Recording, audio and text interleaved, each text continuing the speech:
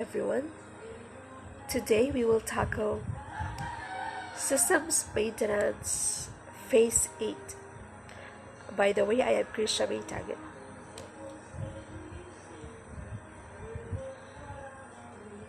Once a system is implemented, it enters its final phase in its life cycle. So what is system maintenance? System maintenance is a formal process by which application programs undergo changes, updates in order to address and accommodate the user's needs. Maintenance represents a significant resource outlay compared to initial development cost over a system's lifespan. As much as 80 to 90% of its total cost may be incurred in the maintenance phase. So, a system maintenance can last up to 5 years or longer depending to the organization.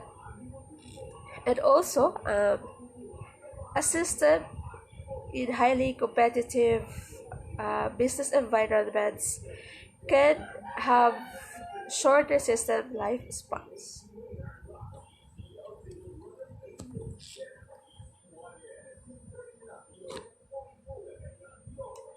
Controlling and auditing the SDLC.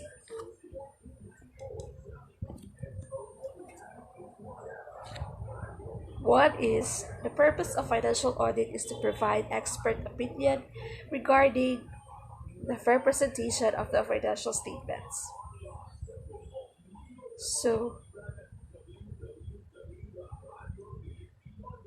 um, to render such an opinion, the expert auditor must perform certain audit tests. Yes, in order to ensure the accuracy of the financial data in the client's databases. Next is in CPIS environment, financial data are processed, accessed, stored, and updated by computer applications.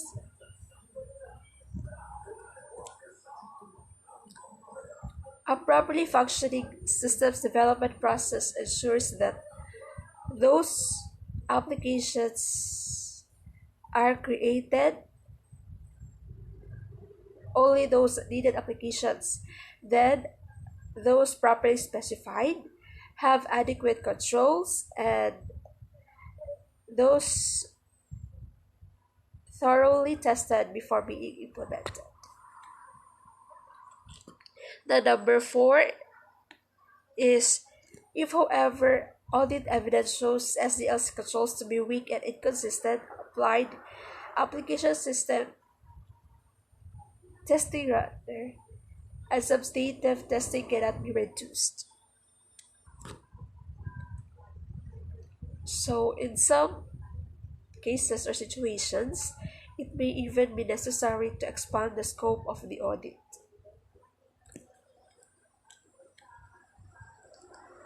Controlling new systems development. There are five controllable activities. One is the systems authorization activities. In this activity, it ensures economic justification and feasibility that must be properly authorized. All systems must be properly authorized. The second one is the user specification. Regardless of the technology involved, the user can and should provide detailed written. So, in these activities, the user must be actively involved in the system's development process. Technical design activities translate the user specification into a detailed technical specifications of a system that meets the user's needs. So, in this activity, also it involves system analysis, general systems design, and feasibility analysis. Then, internal audit participation. The internal auditor can serve as a liaison between users and the system's professionals to ensure an effective transfer of knowledge. In this activity, the expertise of the internal audit plays an important role, especially those users who have lack of technical expertise. Then, last is the user test and acceptance procedures. The formal testing and acceptance of the system by the users is considered by many auditors to be the most important control over the SDLC. So, uh, once the test team is satisfied that the system meets its stated requirements, the system is formally uh, accepted by the user department.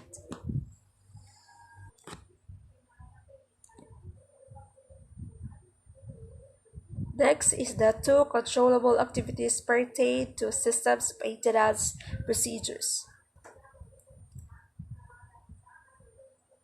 One is the audit objectives related to new systems development, and the second is the audit procedures. So audit objective serves as a guidelines before undertaking a procedures. One is verify that SDLC activities are applied consistently and in accordance with the management's policies. We need to ensure that the activities applied are according to the management's policies and regulations. Next is determine that the system as originally implemented was free from material errors and fraud. Then confirm that the system was judged to be necessary and justified at various checkpoints throughout the SDLC. Then last is verify the system documentation is sufficiently accurate and complete to facilitate audit and maintenance activities.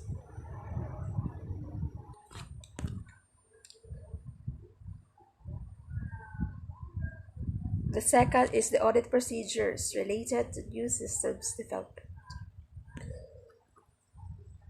One is the user and computer services management properly authorize the project. A preliminary feasibility study showed the project had merit. Next is conducted a detailed analysis of users' needs. Next is cost benefit analysis was conducted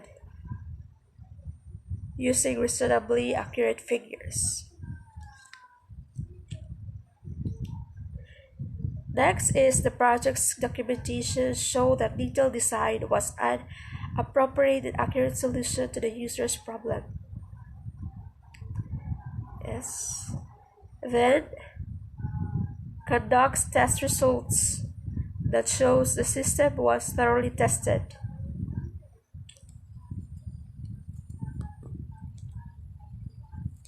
Then there is a checklist of specific problems detected during the conversion period, along with the evidence, and they were corrected in the maintenance phase. And last is the system's documentation complies the organizational requirements and standards.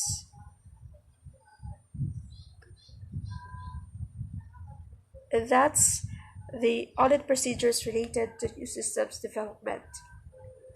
That it has a feasibility study, um, those computer services are properly authorized, then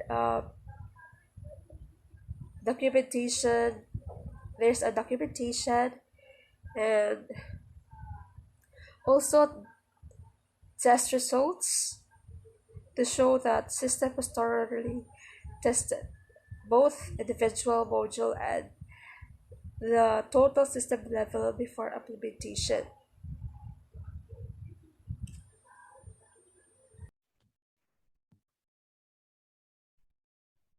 Good day, everyone. I will be continuing our report for Phase 8 system maintenance. The last two controllable activities that I will be reporting pertain to system maintenance.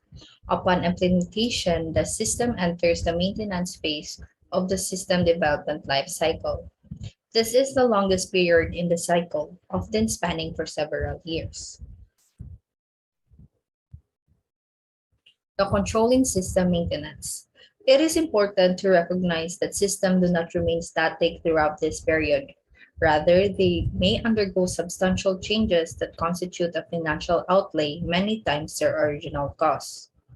If an application has undergone maintenance, and even if it has not, its integrity may have been compromised since implementation. The auditor's review may therefore extend into maintenance phase to determine that application integrity is still intact. In this section, we see how uncontrolled program changes can increase a firm's exposure to financial misstatement due to programming errors. Some errors are subtle, resulting in the creation and distribution of incorrect information that goes undetected by the user. Other forms of errors are more apparent and result in system failures that can disrupt data processing and even bring operations to a halt.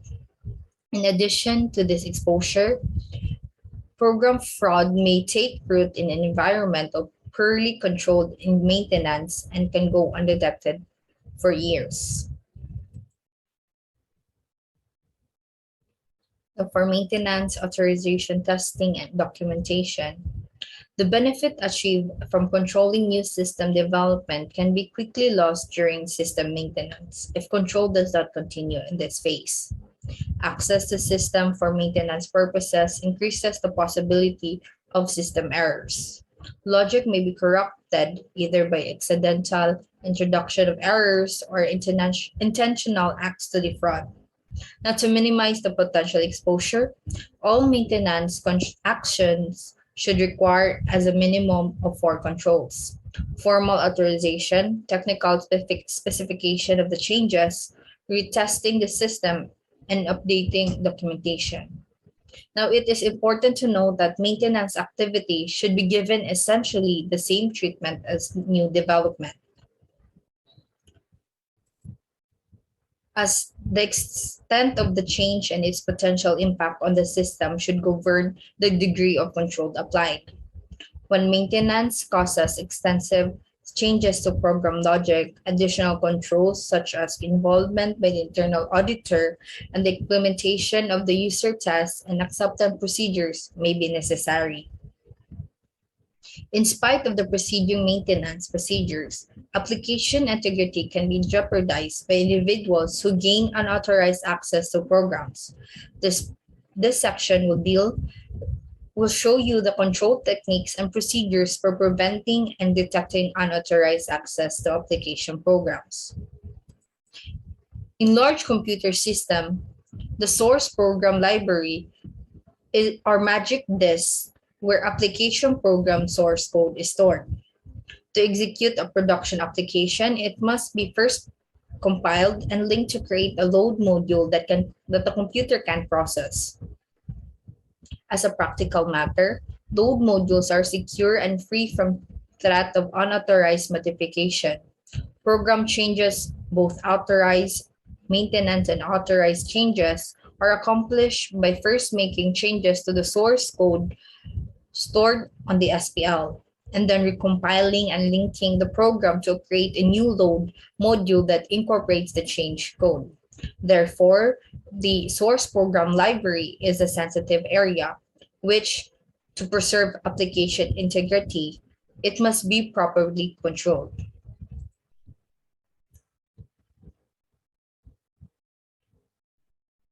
The picture provided illustrates the relationship between the SPL and other key components of the operating environment. Also, the figure 5.4.12 also shows that SPL without controls. This arrangement has potential to create the following two serious forms of exposure. Access to program is completely unrestricted and unauthorized changes. For access to program is completely unrestricted, programs and others can access any program stored in the library, and there is no provision for detecting unauthorized intrusion. Now, for the authorized changes, because of these control weaknesses, programs are subject to unauthorized changes. There are no basis for relying on the effectiveness of quadri controls, the maintenance authorization, program testing, and documentation. In other words, with no provision for detecting unauthorized access to the SPL, program integrity cannot be verified. For control is always in conflict with operational flexibility and efficiency. For this reason, system professionals who must work daily within this environment sometimes oppose controlling the SPL. To achieve a mutually acceptable control flexible trade-off between the needs of system professionals and auditors, there is the need for both to understand that the exposure that are created when control features are not employed or are routinely circumvented in spite of the exposure just described, the no control approach is often the choice perhaps the management makes. To control the SPL, protective features and procedure must be explicitly addressed, and this requires the implementation of the Source Program Library Management System, or SPLMS. Now, a controlled SPL environment, a software is used to control four routine but critical functions. These are the storing programs on the SPL, retrieving programs for maintenance purposes, deleting obsolete programs from the library, and documenting program changes to provide an audit trail of the changes. You may recognize the similarities between the SPL management system and the database management system. This is a valid analogy that the difference between the SPL software managed programs files and the DBS managed data files. The SPLMS may be supplied by the computer manufacturer or as part of the operating system, or may be purchased through software vendors. Some organizations, to provide special control features, even develop their own SPL software. The mere presence of the SPLMS does not guarantee program integrity. Again, can draw an analogy with the DBMS. To achieve data integrity, the DBMS must be properly used. Control does not come automatically. It must be planned. Likewise, an SPL requires specific planning and control techniques to ensure program integrity.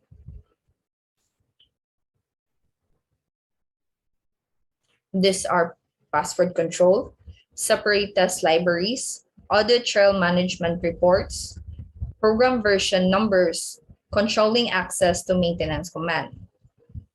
However, the mentioned techniques addresses only the most vulnerable areas and should be considered minimum control.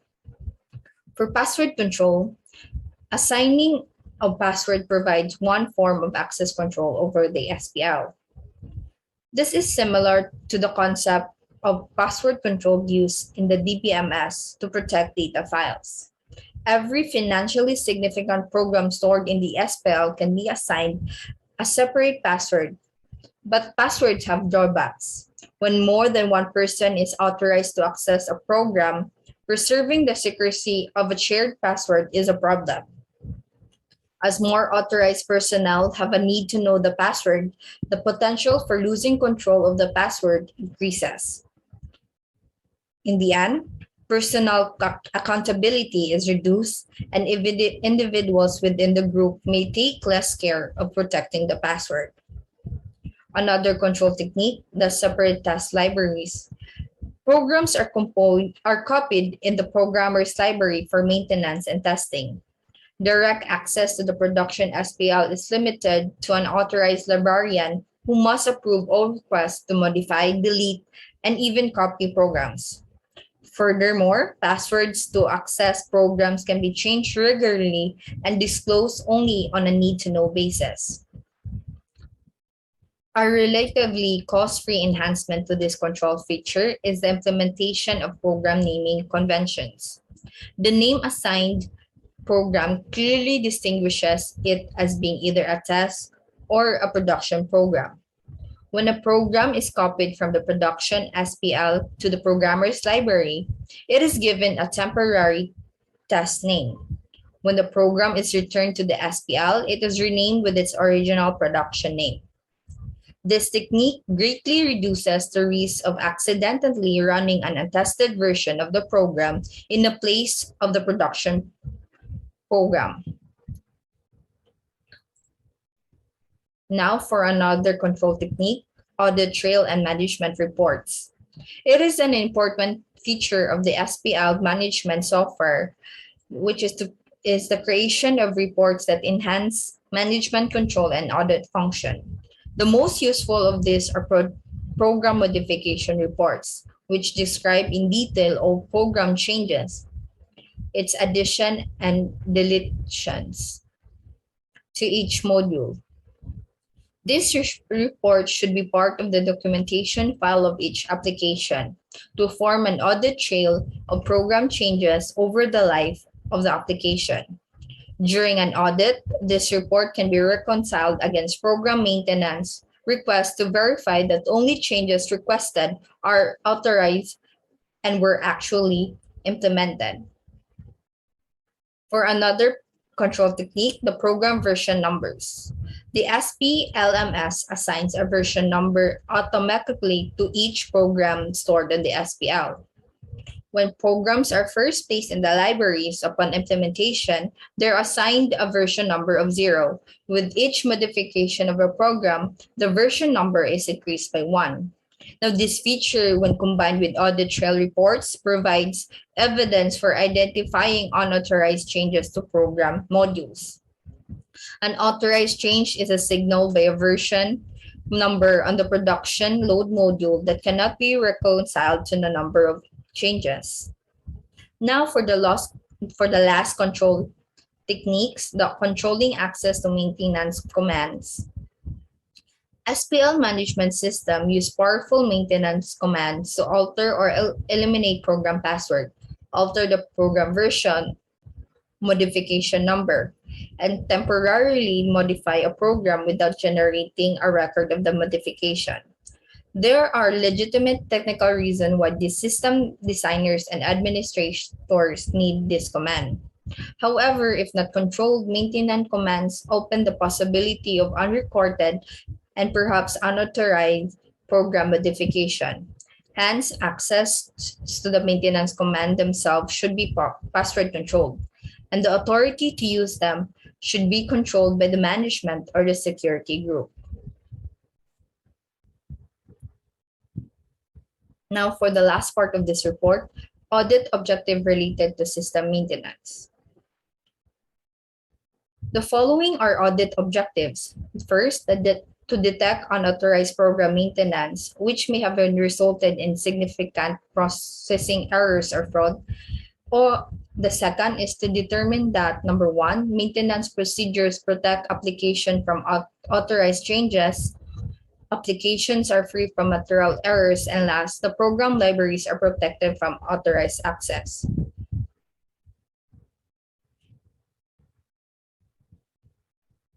Now, it should be noted that without SPL software, it can be difficult to achieve these audit objectives.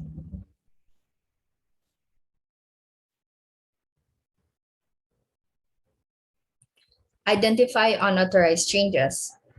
To establish that program changes were authorized, the auditor should examine the audit trail of program changes for a sample of application that have undergone maintenance. The auditor can confirm that authorization procedures were followed by performing the following controls: the reconciled program version numbers and the confirmed maintenance authorization. For reconciled program version, the permanent file of the application should contain program change authorization documents that corresponds to the current version number of the production application. In other words, if the production application is its 10th version, there should be 10 program change authorizations. Any discrepancies between version numbers and supporting documents may indicate that an unauthorized change were made. For the confirmed maintenance authorization, the program maintenance authorization document should indicate the nature of the change requested and the date of the change. It should also be signed and approved by the appropriate management from both computer services and user departments. The auditor should confirm the facts contained in the maintenance authorization and verify the authorizing signatures with the managers involved. For identify application errors, the auditor can determine the programs are free from material errors by forming these three types of test of controls. Number one, they reconcile the source code. Number two, they review test result. And last, retest the program. For reconcile the source code, each application permanent file should contain the current program listing and listings of all changes made to the application. These documents must describe in detail the application maintenance history. In addition, the nature of the program change should be clearly stated on the program change authorization document. The auditor should select a sample application and reconcile each program change with appropriate authorization documents. For review of test results, every program change should be thoroughly tested before being implemented. Program test procedures should be properly documented by test objective, test data, and processing results, which support the programmer's decision to implement the change. The auditor should review this record for each significant program change to establish that testing was sufficiently rigorous to identify any errors. And last, retest the program. The auditor can retest the application to confirm its integrity. Test access to libraries. The existence of a secure program library is central to preventing errors and program fraud. One method is to assign library access rights exclusively to individuals who act as librarians. The function is to retrieve application from the program libraries for maintenance and to restore the modified programs to the library. In this arrangement, programmers perform program maintenance and testing in their own private libraries, but do not have direct access to the program library. The auditor should establish that the program library and private libraries are protected from unauthorized access by performing the following test of controls. Review programmer authority tables and the test authority table. For review programmer authority tables, the auditor can select a sample of programmers and review their access authority. The programmer's authority table will specify the libraries a programmer may access.